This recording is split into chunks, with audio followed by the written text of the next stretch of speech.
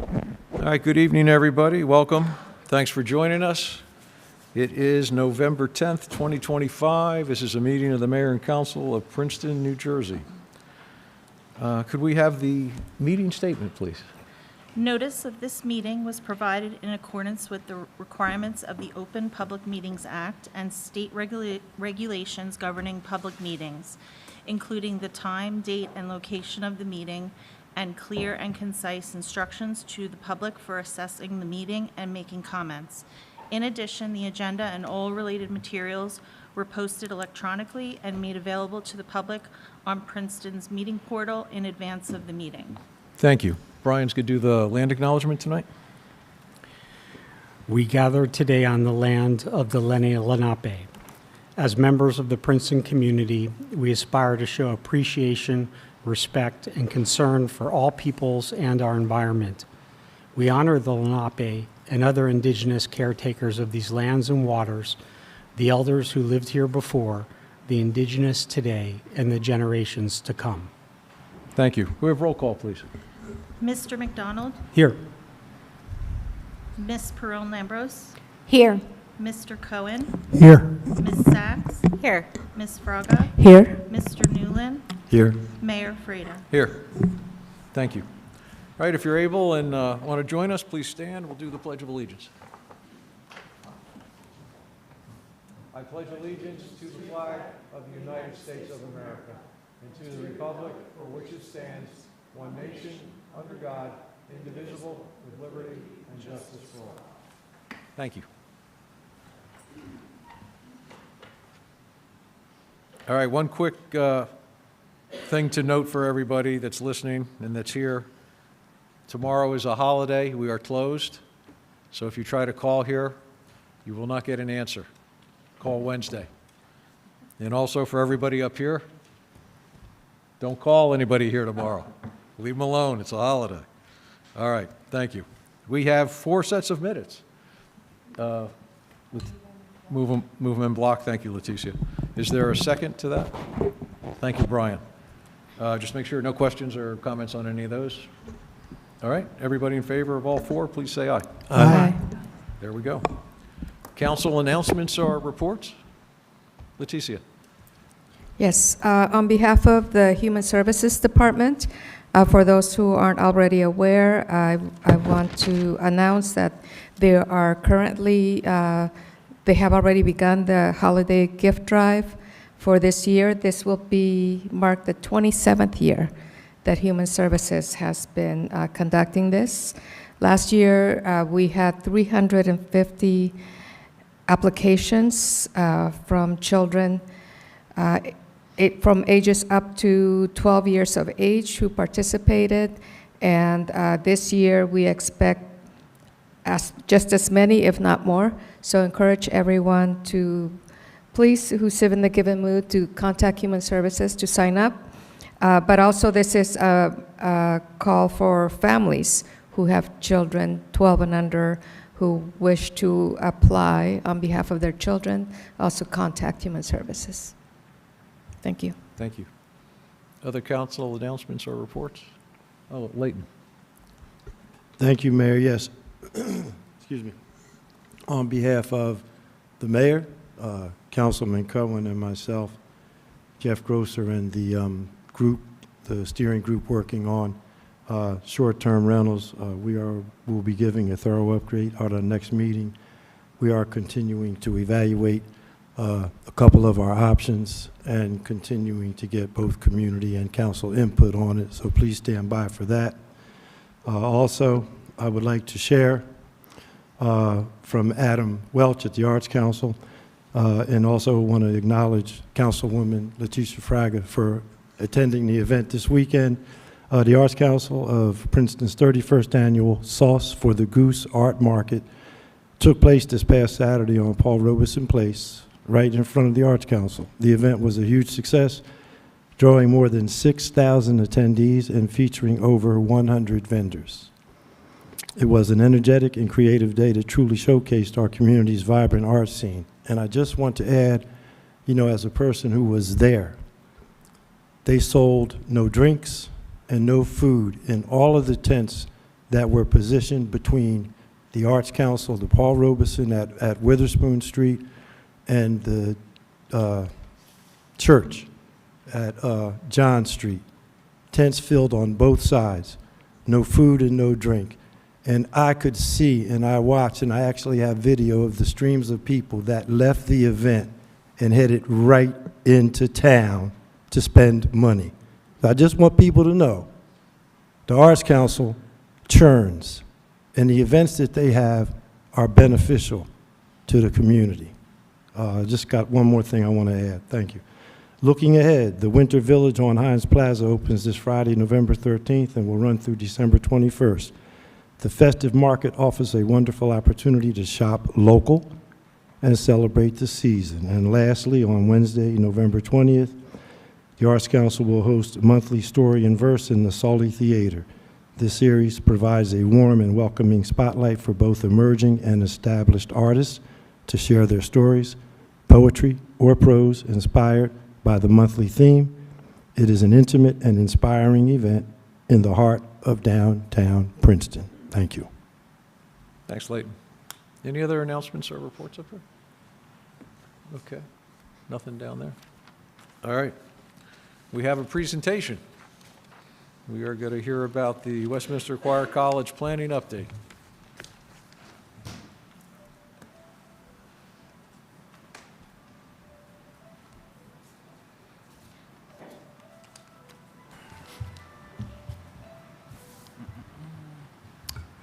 Good evening, everyone. You need to be right up against the I mic. heard, eat the mic. Okay. How's that? Very good. Good? All right. Good evening, everyone. Thanks for having me. My name is Chris Colley. I'm a planner with the firm Topology. We are the folks that the municipality has hired to assist in the planning process with Westminster Choir College. So excited to be here. I'm going to start a timer so I don't go too long. Thanks for having me, Council, Mayor, public, and everyone. So really, I'm here this evening to give an update on the status of our work. And I wanted to start that update by explaining what exactly it is we've been hired to do and sort of where we stand in that process. So we've been hired for really a 4-step process. We're somewhere in the second phase right now. For the first phase, we really wanted to sort of establish a clearer project plan. We're in a second phase, which I'm going to sort of present to you some of the findings from where we're working to develop a project vision that's sort of informed by the characteristics of the site as well as a series of objectives. And then in the future, we're going to be developing a few different alternatives, having an engagement process around that, and hopefully ultimately coming together with a preferred alternative. So really tonight we're talking about this second phase, and there's 2 phases of my presentation. The first one is about the characteristics of the site, and the second one is about some design parameters and objectives that we've worked to put together. So some of this is going to be well known to folks publicly who live here, so I'll be brief on that. But if you don't know, Westminster Choir College campus is about a 23-acre piece of property that the municipality purchased, and it sits at kind of an interesting location in town, surrounded on most sides by residential neighborhood, but also critically by the schools along the north, and then sort of at a center point between 3 commercial areas in town, the 3 main commercial sections of town. And one really fun part of the work that we've been able to do to date has been sort of digging into the history around the property, and that includes finding old pictures that we were able to get through a writer, but also sort of learning about the evolution of the site. And I will just sort of flag what we're looking on the right there.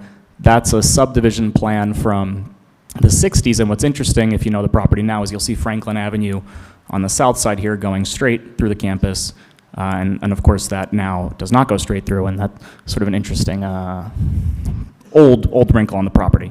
So, you know, we've been learning as much as we can about the history of the property. Talking about the site today and the work that we've been tasked with, it's a big property, right? So to sort of help you understand what 25 acres looks like, if you hear, you know, 5 acres, 10 acres thrown out there, we've created a couple graphics to help understand that, and those will be part of the presentation that we can circulate afterwards. critically important to the planning process here is an understanding of the buildings that are on site. This is not a, fresh piece of land. There's at least 16 structures on the property, and we've been spending a lot of time sort of developing an understanding of them. To sort of put them into 4 groups, there's a group of buildings that center around what we're calling the historic quad, which if you've been on the site, you'll know what we're talking about, and you sort of see 3 of those up on there. Now, these are buildings from the 20s that were part of the original campus.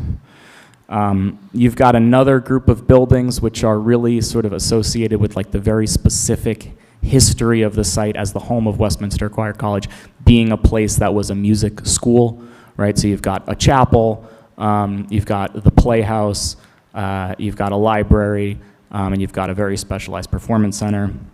I'll just flag for this, the top 2 ones on there, the chapel and the playhouse, these are the buildings that were part of the McCarter EDA application that the council considered a couple months ago. And then, of course, you got dorms, right? There's a few dorms on the site which are located on the northern port. So if we sort of take a step back and think about the different sub-areas on the property and how we might start to break this thing down, like we see this site in, I don't know, six groups or so. There's obviously the big historic lawn that sits at the front of the property.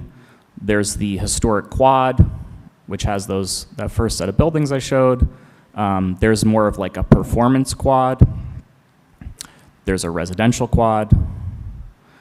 And then there are 3 really sort of interesting other areas. There's a really interesting transition up against Linden Lane here, which we think needs sort of special consideration.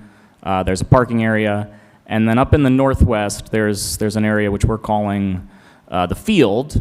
And the reason why we're calling it that is because it has kind of an interesting environmental characteristic, which is there's a wetland there. So there's a designated wetland up here in the northern portion of the property. One of the things we've been doing, working with city staff or municipal staff, is to evaluate that wetland and understand what it might mean for the constraints of the site. So that's a really important topographical feature out there. Other sorts of topographical features worth noting, if you've been to the site, you know there's quite a bit of slope. So the site slopes downward to Hamilton Avenue and then northward up to Franklin. I mentioned the importance of that wetland in terms of sort of the next phase of our work, which is how the site's going to lay out. If we start to think about how different uses might fit on the site, that wetland is situated in an area that will sort of certainly influence our future design work. I won't get too much into the circulation analysis that we've conducted, except to say that I showed you that subdivision plan earlier because I think it really matters. The way Franklin comes through the site has created these couple of really challenging intersections. And those are certainly things that we'll have to consider as we move to the next phase of work. And I'll just say, by way of close for this portion of the slides, there's a lot of trees on site. So we've been working with the municipal arborist to evaluate those, and they've done a great job, and thanks to them for that. So that was a lot to go through in 6 minutes, but we're considering a lot about the characteristics of the site, and that has to inform really the objectives, which I think are critical, and we'll go through here. So in order to sort of get a sense for what the desired uses and design might be here, we've done some talking to folks. We've been out at a couple community events. We had a survey, just a 1-question survey over the summer. We met with municipal staff, we met with the schools, we met with a variety of different people. And really we're just trying to sort of generate ideas for what subsequent phases of work might be. And I just want to be absolutely clear, if you hear one thing from me tonight, make it this. There's certainly like more engagement to come on this process. So we're not having a 1-question survey and then we're going to disappear for a year and do design. So, okay. So that said, we have learned a lot, right, from folks. And I did want to share the answers that we got from that 1-question survey. When you ask people an open-ended question, it does make it hard to come to a council meeting and present the answers because there's a variety of them, but we tried to sort of identify what the big themes were in our responses. So we identified 5. We got 672 responses. So 1, to promote arts and culture and music. 2, to support recreation, open space, community uses. 3, 122 responses to support creation of housing opportunities. 4, to support the Princeton Public Schools. And 5, to retain the historic fabric of the Westminster Choir College. So those were really sort of the key themes that we saw in those responses. And what we tried to do, and it's really important for our next phase of work, is take what we heard and what we learned and create like a set of objectives or rules that will inform our next phase of work. So I won't read all of these, but I'll hit what I think are the most important ones. To retain like the key sites on the property, which we see as the historic quad, the Cullen Center, and the Playhouse at least, to make sure that we retain sort of the core, at least, of that lawn area along Hamilton, to be respectful of finances, to allocate something for the schools, to include open space, to include uses for arts and culture throughout the property, whether for McCarter or Westminster Conservatory or other users, to address municipal facilities, to respect those buffers with the neighbors, to respect the trees on site, and to sort of create flexible areas for use by a variety of organizations.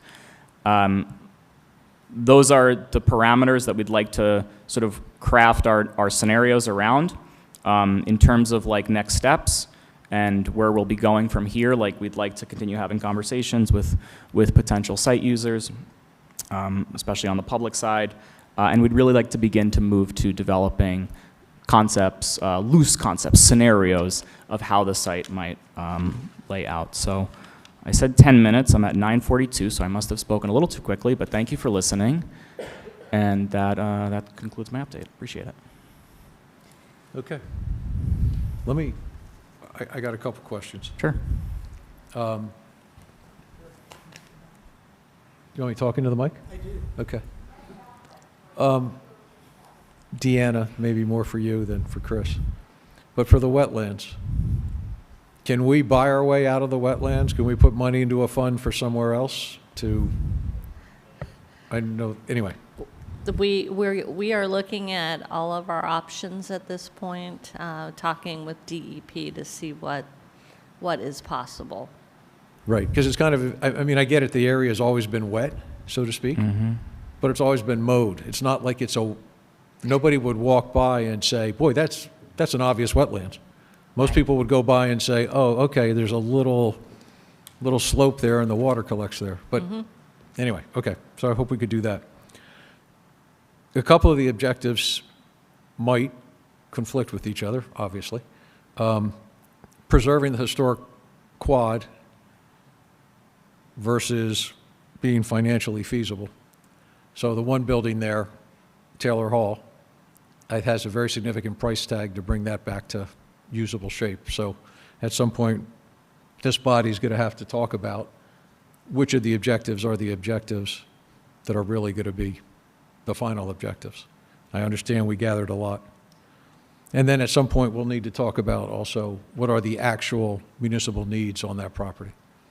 But anyway, you're about to get into next steps, but I just wanted to make sure that we're all thinking about those things, because I think those are things that need more discussion. Anyway, Mia. I just want to say, if anyone thought that Chris was too brief, I did tell him that at the 10-minute mark, he gets gonged by the mayor. So he stopped very quickly. And also, to your point about the historic quad, there has been very strong sentiment expressed by the Westminster Choir College Foundation and by historic preservation advocates in the community for preserving the historic quad. There has been a lot of sentiment in the community in support of that. To your point, the price tag is potentially staggering. Yeah. And that is why, following Chris's presentation tonight, we have someone who is going to present to us, without a price tag for now, what is involved with evaluating how much it costs to bring those buildings up to just, code. I will say there are so few bathrooms on the site, it makes one wonder what people used to do in that regard. But there is a lot of work that needs to be done to stabilize those buildings and just to make them safe. And that's what we're going to hear afterward, just to place it in a context. Other questions or comments for Brian? I just first wanted to start out by thanking Chris and any members of his team who've worked on this, as well as the council members who've been working on this. I thought that was one of the best 9-minute and 50-second presentations I've seen here. I just want to say I agree with the mayor that I think it's going to be very challenging to optimize for all 15 of those objectives, and think we're going to have some good conversations about them. And I also was very pleased to see that there will be additional community engagement as part of the process. Thank you. Okay, that's it. Oh, sorry. Yeah, I guess I just wanted to respond to both the mayor and to Brian by saying that the concepts, alternative concepts that topology is going to develop will be partly to flush out the priorities, right? So one concept may optimize 5 of the goals. Another concept may optimize a different 8 goals. And as we talk through the different options, that will help to sort through all that. Oh, Leighton. Yeah, thanks, Mayor. I'm feeling like I don't really have a problem with the goals right now being lofty. You know, like 15 is a large number, but we can always whittle it down. But I think I want to say that I appreciate that you didn't leave it at a minimalistic viewpoint, because there's still a lot of input, there's a lot of land there, there's a lot of options, there's a lot of possibilities. And as we can see by the responses, a great many people seem to be in groups around community-based development, art, music, and open space. So that leaves a lot of openings that you can choose from. So, you know, we'll whittle it down, but like I don't have a problem with it being big right now. You know, let's take a big look and come out with a great plan. Thank you. Yeah, I think there'll be pressure to whittle it down pretty quickly once people see the impact that the purchase of the property has in the tax bills in 2026. So we'll probably be pressuring you to move quickly and come back with as much as you can, as quick as you can, because we're going to have to make some tough decisions before too long. But anyway. Thank you. All right. Okay, thanks a lot.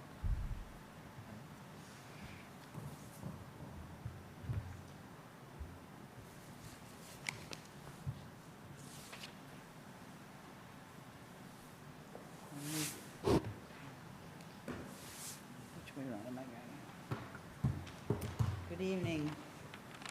Good evening. Hopefully that will come Hi. up.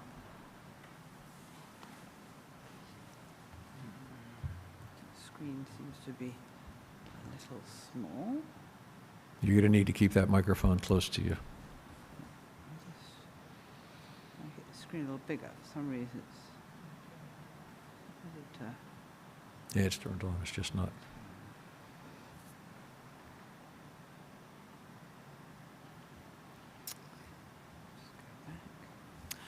Good evening, everybody. My name is Annabelle Radcliffe-Trenner. I am a preservation architect. I live in Princeton, I'm glad to say, and I've come here really today just to tell you a little bit about our firm and who we are, because I felt, Chris felt that was an important part of what I should do. So I have 5 minutes, which is less than Chris, to tell you about 35 years of practice as a preservation architect.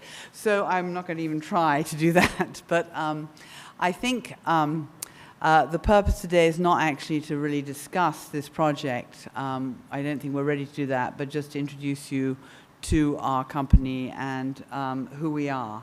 The firm is called Historic Building Architects. We are a small firm. We're based in Trenton. We moved to Trenton because we believe in inner cities and we want to preserve them.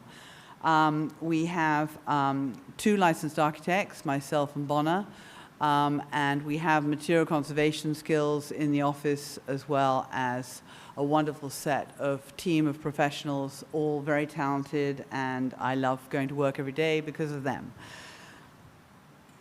So just to give you an idea of the sort of types of projects we do, our projects are all publicly used historic buildings. We do adapt them, we preserve them, but we primarily start with the planning process. So you can see from the project type by client, we have federal, state, county, private institutional, and a lot of municipality clients. We have projects that range the gamut of types of buildings, and most of these start with an assessment. We also have projects ranging from below 2 million, the blue, to fairly large projects over 10 million now. So give you an idea, we're very broad in terms of our skill sets. We also have a material conservation lab. We're the only ones in New Jersey who do, and that purpose is to understand the makeup of buildings, because one of the things we need to do, and we use technology to do that, is to understand what is causing the problem of deterioration. So our material conservation lab, which does mortar and masonry and cleaning, as well as paint analysis and other specialty areas, helps us to understand how materials are used, and results in, this is Stuart Hall, results in a very useful analysis and understanding of mortars and colored mortars, where they become very important in very significant historic buildings. And we have a mobile lab as well that we use. So this is Stuart Hall, which you probably all know. We did the entire exterior restoration of this, but we started with a condition assessment, and we started with a detailed budget of what needed to be done, and we used a lot of technology to do that, non-destructive evaluation, which involves infrared surveys, ground-penetrating radars. This is a solid masonry building. It's just pre the sort of turn of the century. And one of our sort of expertise has been understanding buildings of the turn of the century, because they often have masonry exterior facades. A good example is Castle Hill here. It looks like a solid, nice solid masonry building like the one I just showed you at Stuart Hall. But actually it's a steel frame structure. And these are challenging buildings. You unfortunately have one of those challenging buildings. So we have to understand what's behind the skin. And in order to do that, we do pretty comprehensive assessments using non-destructive evaluation techniques. They're surface, but we get behind the skin, because we want to give you numbers that are accurate and know what you're dealing with in terms of materials. We use a lot of drone work, which gets us quick and efficient access, and then we can lay that out to give clear explanations to our clients about what is going on. This is an example of infrared in the bottom left corner, showing some of the steel construction. The darker colors, the cooler colors, tend to hold moisture, and this helps us to understand what we're dealing with in terms of the construction and behind the skin, because that's the expensive part. Preservation has got a bad rap for being expensive. It doesn't have to be expensive if you know what you've got, and you're not going to get surprises during construction, because that's when the expenses go up. So we try and mitigate that very early on in the assessment process. Just a sort of fun ending, this is the Crane estate. The Cranes were well known for their bathrooms. What some people don't know is that plumbing fixtures were also included downspouts. So rather than roofers doing downspouts, plumbers do downspouts. So understanding how buildings are thought of when they were built and put together when they were built is very important to understand the challenges that you might or might not have in the process.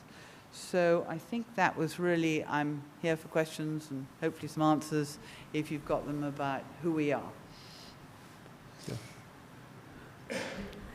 Annabelle, I appreciate that Chris asked you to keep it to 5, but if you could just, I think even more importantly than the expertise that your firm brings, if you could explain to the public why it is important to have such a comprehensive evaluation and assessment of the condition of the buildings and how your firm provides that. And I will just say that the committee that's been working on this has done a lot of research to try to find who would be the consultant or group most best equipped to evaluate that. And we have Annabelle as one potential, Annabelle and her firm, are one potential consultant that we may work with.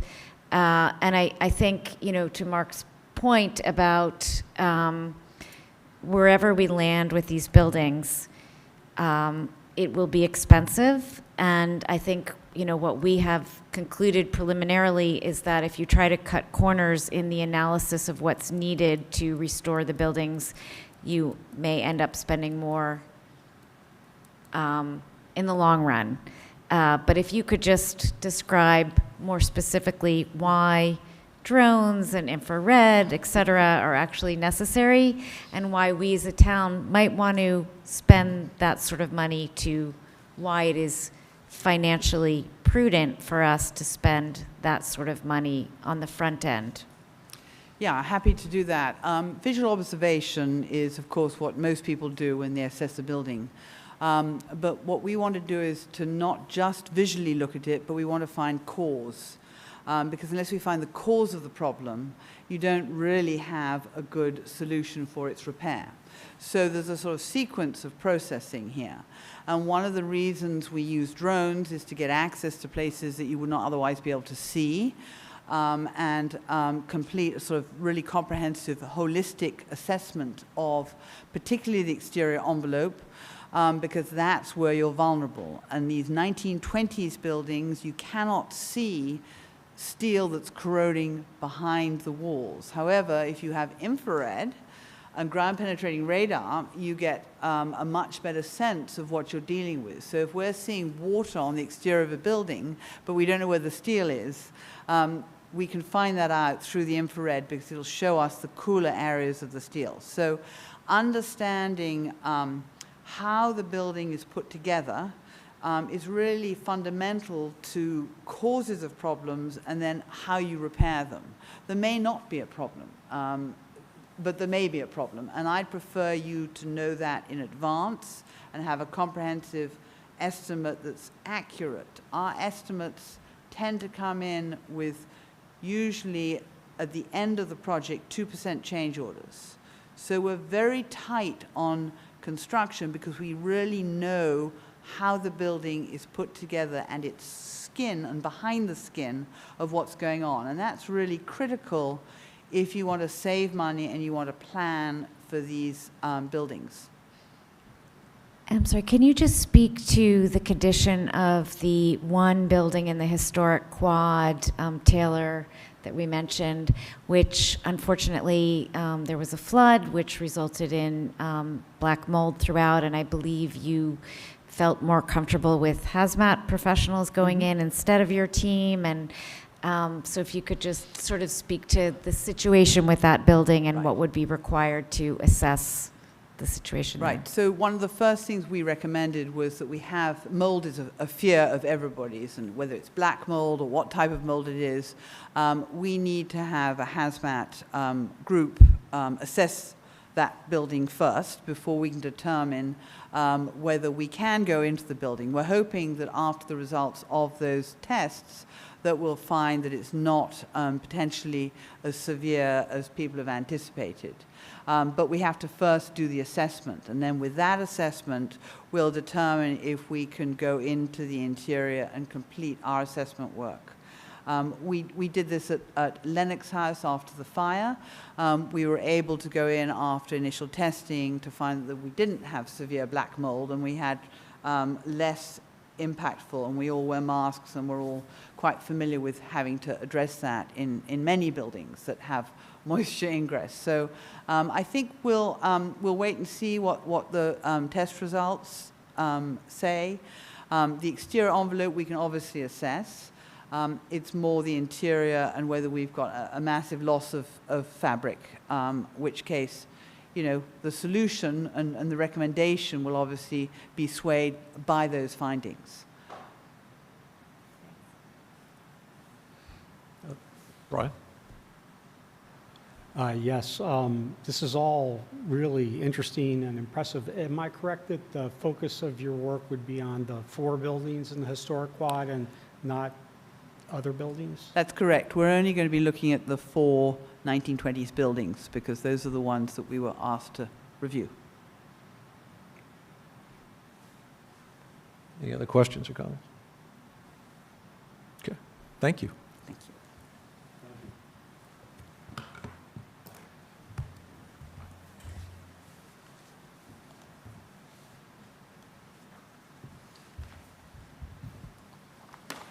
Thanks, Chris. All right, next up, we have a public hearing on ordinance 25-17, an ordinance by the municipality of Princeton regulating parking and amending Chapter 19 of the Code of the Borough of Princeton, New Jersey, 1974. Would someone like to move that? Thank you, Leticia. David's got the second. Questions, comments? All right, none up here. Anybody in the room that wants to? I'm sorry? Brian? So I just wanted to confirm that while this is an ordinance, that our intent is for this to be a pilot program that will be carefully monitored and evaluated. Is that right? Yes. Yes, it's a pilot program. Okay. David, you want to talk a little bit about it? Just to make people aware, this is an ordinance to remove on-street parking on Armour Road in order to make accommodation for advisory bike lanes, or I should call them bike pedestrian lanes, because the residents of Armour have been concerned about cut-through traffic and the safety of walking in the street. There are no sidewalks on the street, and this seemed to be sort of a solution to both of those issues, both traffic calming by having, I'm not going to go into the technicalities of what these advisory bike ped lanes are exactly, but they're a proven traffic calming measure, as well as providing dedicated space in the street for pedestrians and bicyclists to be, not competing with cars for real estate in the roadway. Is that good? You good with that? I just want to make sure. All right. Anybody from the public in the room that has a question or comment on this ordinance? Anybody on Zoom? All right, no hands are up. We'll close the public hearing. Can we have a roll call vote, please? Mr. McDonald? Yes. Ms. Perrone-Lambros? Yes. Mr. Cohen? Yes. Ms. Sachs? Yes. Ms. Fraga? Yes. Mr. Newland? Yes. Okay, thank you. Resolutions. Resolution 25-372, resolution of the Mayor and Council of Princeton authorizing an increase of $20,000 to the extraordinary unspecifiable services agreement with R&D Consulting, LLC, for information technology support services for a new not-to-exceed amount of $85,000. Leighton has the motion. Is there a second? Thank you, Leticia. Questions or comments?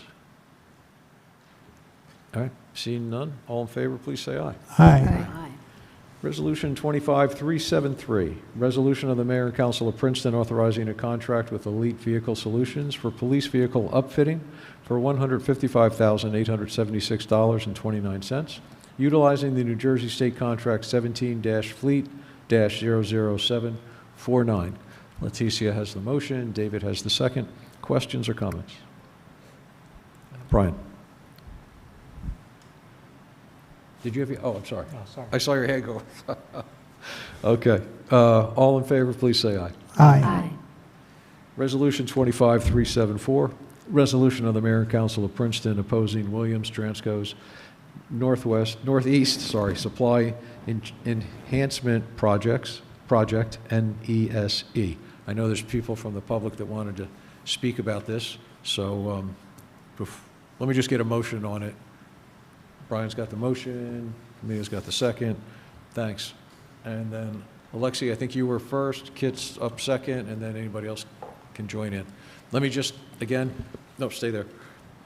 Everybody has 3 minutes. A timer will theoretically go on behind me at some point. And I try not to be rude, but at that 3-minute mark, I am going to start coaching people to stop talking. Thank you.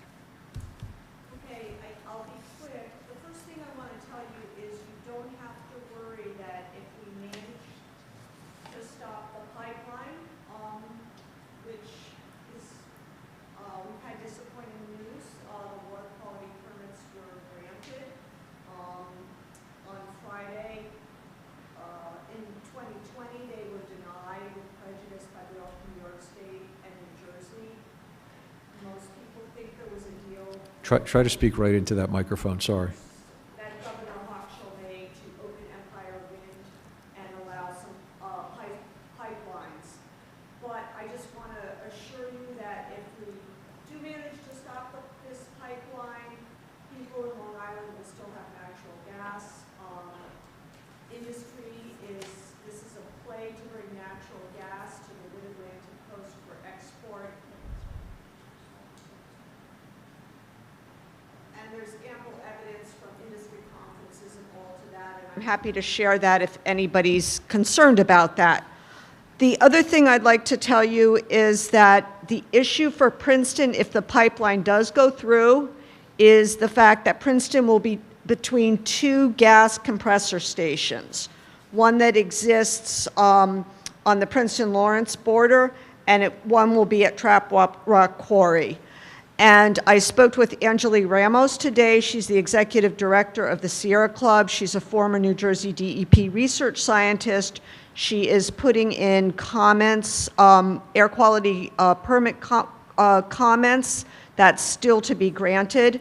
And she told me today that the issue is that there's a deficiency in the application, and Williams Transco has not told the DEP what kind of toxic air emissions will occur during blowdowns, and that the DEP needs to know that to set limits on the number of blowdowns from the compressor station during the year, and if they don't do that, they'll have no way to limit them or enforce them.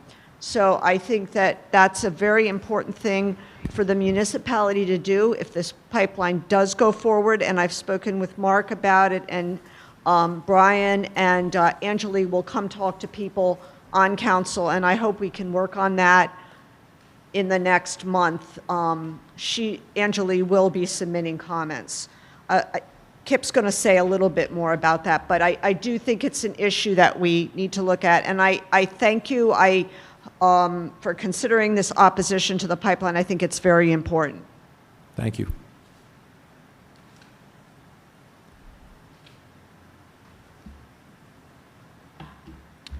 Good evening. I'm representing the Sierra Club. I'm Kip Cherry. You all have this rough map that I've just handed out. I think it's really important to focus on this map because Princeton is not really what you think it is. That is, it is surrounded by the Millstone River and Carnegie Lake, and we think of ourselves as sort of isolated from the rest of the world, but the rest of the world is right outside. And so you can see on this rough map where the compressor 206 is going to be located on 518. And the big issue with the compressor is that it creates a lot of pollution. We're talking about benzene, we're talking about formaldehyde, toluene, xylene, sulfur dioxide, carbon monoxide, and dioxide, all of which have major negative impacts on human health. Now, Princeton is actually within a mile, less than a mile, of the compressor. The compressor produces a lot of pollutants. There are 3 ways that happen, or maybe 4 ways that happens. And the first is, and the first issue is that the application that was submitted to DEP is not complete. And so we are pushing very hard on that they need to take the time to require a complete application. Williams companies failed to analyze expected and worst-case scenarios. To begin, they do not evaluate worst-case emissions, but just routine operation after startup.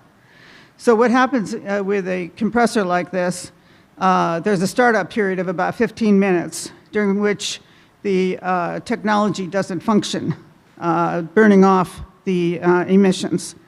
So that's the first time that we take a hit. And they just ignored that. So there's a warm-up period and a warm-down period, during which there are emissions, very bad emissions.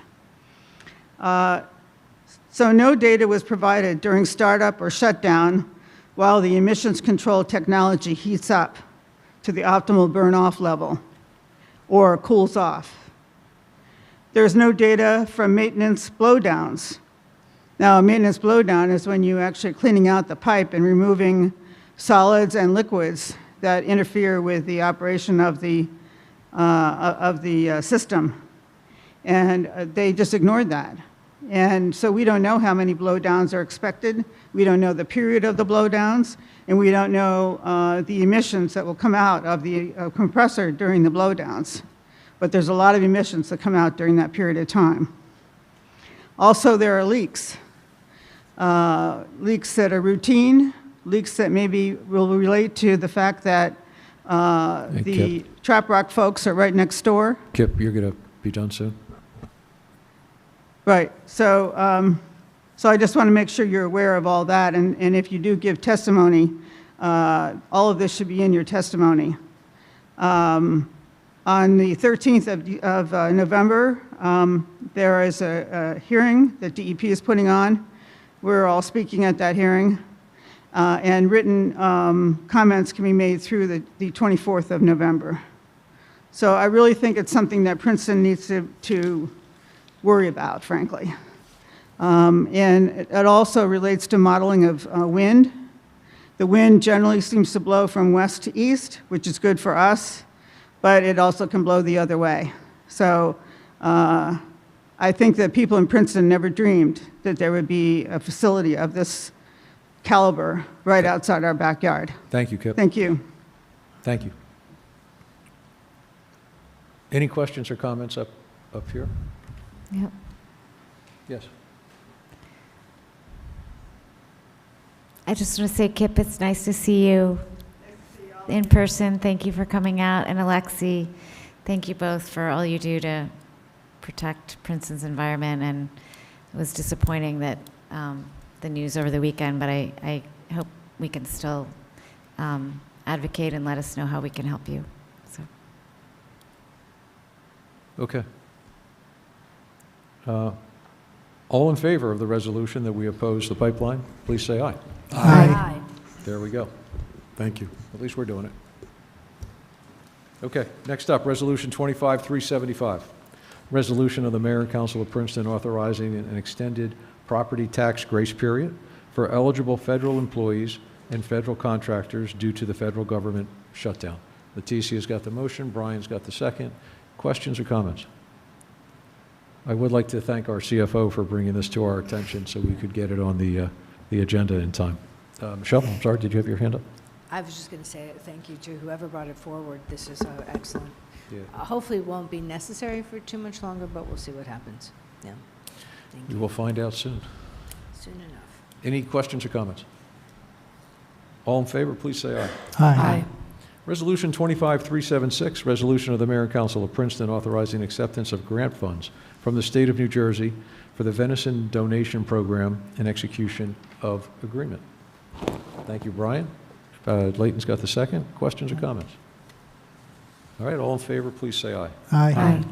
Next up is the consent agenda, which are items of a very routine nature. There's 10 items there. Leticia, thank you so much, is moving them in block. No one objects to that. Brian's got the second. All in favor, say aye. Aye. Next up are public comments for items not on the agenda. If anybody in the room wants to come up and talk about anything that wasn't on the agenda, this would be the time to do it.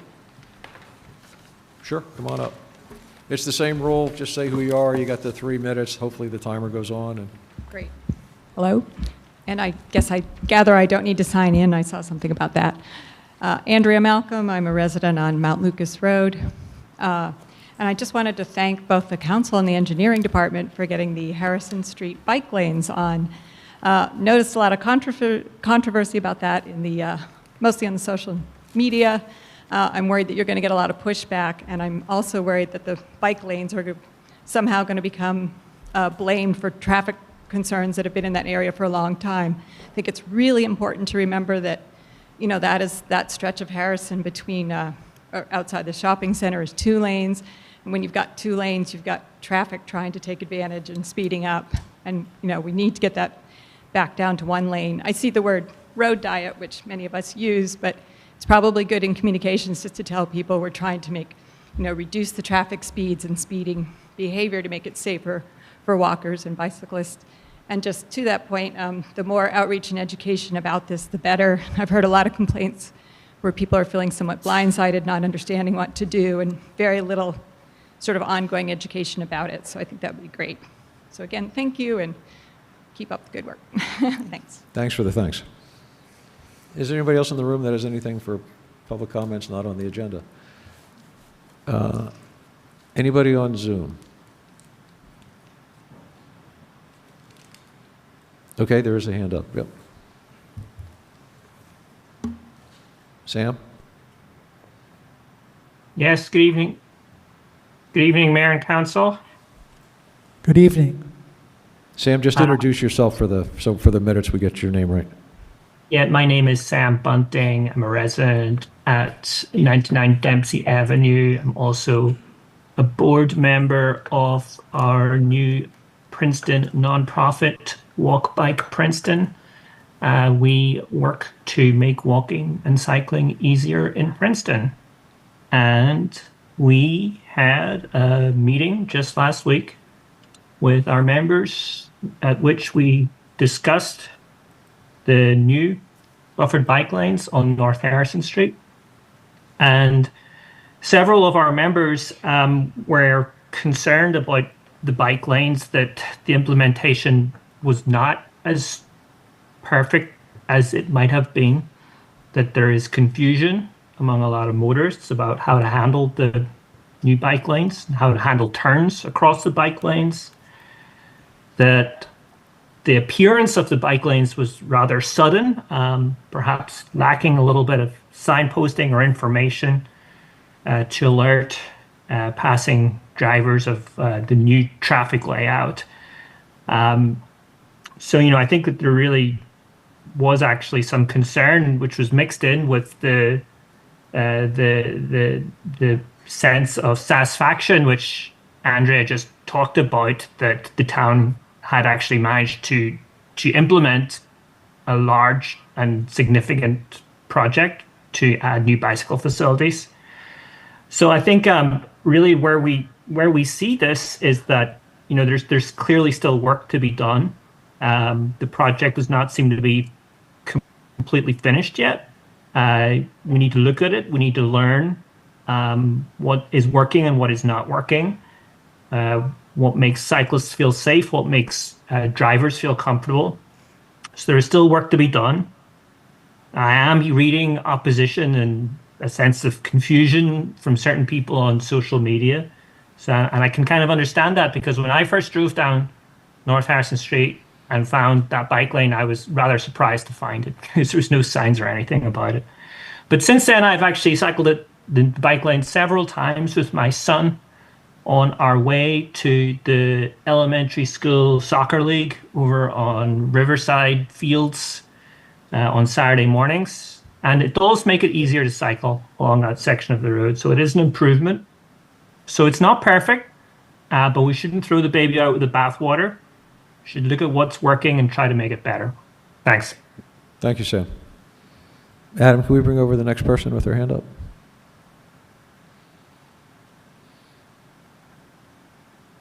Carol?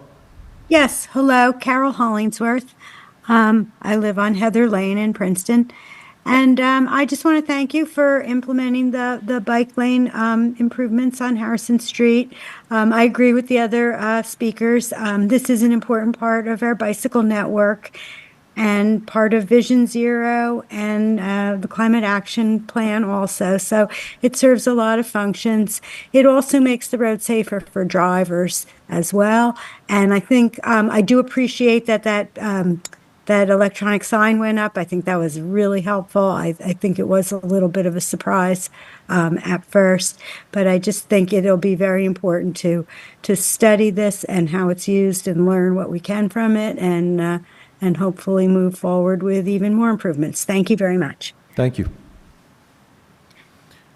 All right, seeing no other hands up and nobody here in the room jumping up, we'll close that section of the meeting. And that is the last thing on our agenda. David, do you want to? I would be happy to move to adjourn. There we go. Michelle's got the second. All in favor, please say aye. Aye. We are done. Thank you all for being here. Have a great night. That was good.